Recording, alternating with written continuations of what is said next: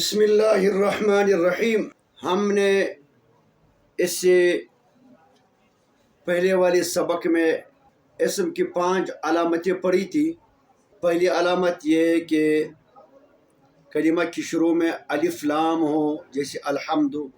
دوسری علامت یہ تھی کہ کلمہ کے شروع میں حرف جر ہو جیسے بزیدن۔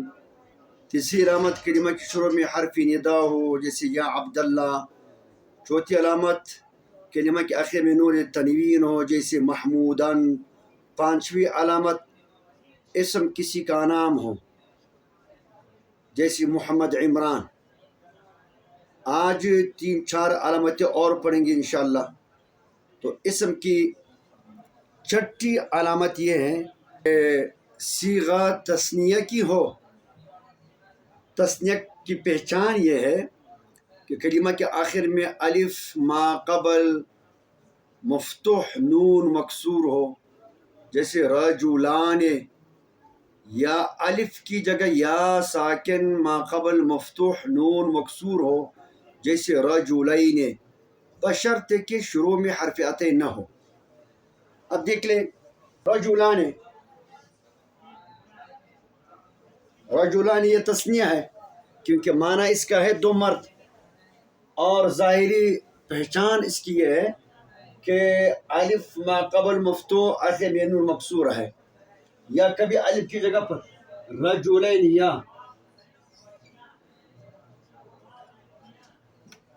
یا ساکن ما قبل مفتوح نون مکسور رجلین، تو اس کو تثنیہ کہا جاتا ہے۔ لیکن شروع میں حرف عطف نہ ہو۔ یضربان کیونکہ حرف عطف فعل کا خاصہ ہے، جب بھی وہ کسی کلمہ کی شروع میں حرف عطف میں سے کوئی حرف آئے گا تو اسی صیغہ کو ہم فعل کہیں گے، اسم نہیں کہہ سکتے۔ 7ویں علامت اسم کی یہ ہے کہ صیغہ جمع مذکر سالم کی ہو۔ جمع مذکر سالم کی پہچان یہ ہے کہ کلمہ کے آخر میں واو ساکن ما قبل مضموم نون مفتوح ہو جیسے مسلمون، یا واو کی جگہ یا ساکن ما قبل مکسور نون مفتوح ہو جیسے مسلمین۔ ادھر پھر کہیں گے بشرط کہ شروع میں حرف عطف نہ ہو۔ اب آپ دیکھ لیں مسلمون یہ جمع مذکر سالم ہے، اس لیے کہ اس کے اندر جو ہے جمعیت کی معنی ہے۔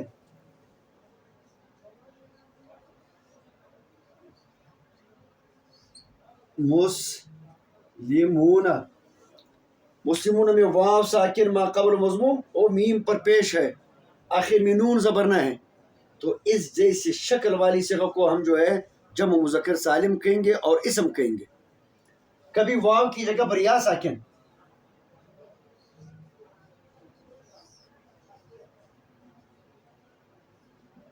مسلمین، اب مسلمین کے اندر دیکھیں یا ساکن ما قبل مکسور آخر میں نون زبر نہ، شروع میں حرف عطف نہیں ہوگا۔ اگر ان کی شروع میں حرف عطف نہیں جیسے یضربون تو پھر ہم اسے فعل کہیں گے، اسم نہیں کہیں گے۔ یہ ہو گئے 7۔ 8ویں علامت یہ ہے کہ کلمہ کے آخر میں الف مقصورہ قاف صاد مقصورہ ہو۔ الف مقصورہ اس الف کو کہا جاتا ہے کہ الف کے بعد حمزہ نہ ہو۔ دیکھو مقصورہ قصر سے ہے، قصر ضد مد کی، مد کا معنی کھینچنا، تو قصر نہ کھینچنے کو کہا جاتا ہے، جیسے موسیٰ، عیسیٰ، مصطفیٰ، مجتبیٰ، اس جیسے الفاظ آئیں گے آخر میں الف مقصورہ، جو الف اس کو الف مقصورہ کہتے ہیں، اور یہ عام طور پر اس شکل میں لکھا جاتا ہے۔ یہ دیکھو عیسیٰ میں یا اس کی یا کے اوپر الف ہے، موسیٰ اس شکل میں جو ہے الف مقصورہ لکھا جاتا ہے، تو اس صیغہ کو بھی ہم اسم کہیں گے۔ یہ 8 علامت۔ 9ویں علامت یہ ہے کہ کلمہ کے آخر میں الف ممدودہ ہو۔ الف ممدودہ اس الف کو کہا جاتا ہے کہ الف کے بعد حمزہ ہو، اور یہ الف کھینچا جاتا ہے، علماء، صلحاء، زرباء، حمراء۔ دیکھ لیں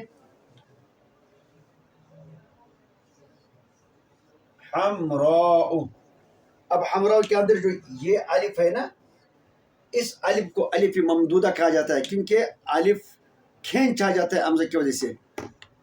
یہ ہو گئے 9۔ 10ویں علامت یہ ہے کہ کلمہ کے آخر میں یا نسبتی ہو، کلمہ کے آخر میں یا نسبتی۔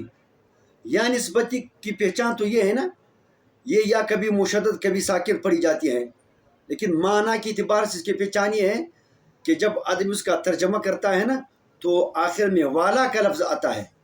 مکی مکہ کا رہنے، مکہ کے رہنے والا، مدنی مدینہ کے رہنے والے والا، اور کوئٹھوی کوئٹہ کے رہنے والے۔ تو یہ جو یا ہے اس کو یا نسبتی کہا جاتا ہے۔ تو یہ کوئی 10 کے لگ بھگ علامتیں ہو گئی۔ انشاءاللہ زندگی رہی تو کل باقی جو علامتیں اسم کی اس کو بھی پڑھ لیں گے۔ اللہ تعالیٰ اس درس کو اپنے بارگاہ میں قبول فرمائے۔